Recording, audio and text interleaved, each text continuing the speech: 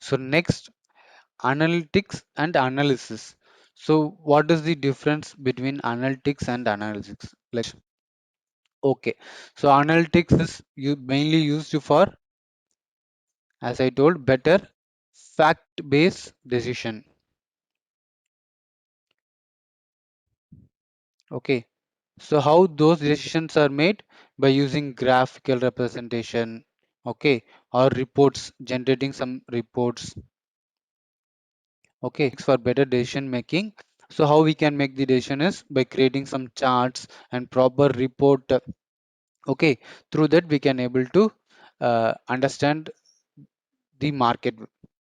So when it come to the analysis, uh, we will be we are having the data and we will try to find convert them into a useful information. Okay, useful information. So because whatever we get is a data, right, raw input.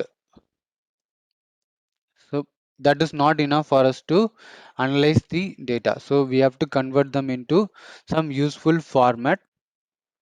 So based on that, we will be using some logical reasoning. Okay,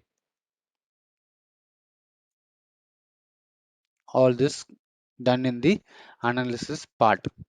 Okay, so I will show to this. Okay, right, we can call this analysis as a subset of analytics.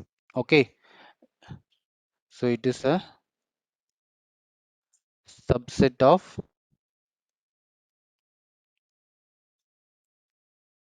analytics.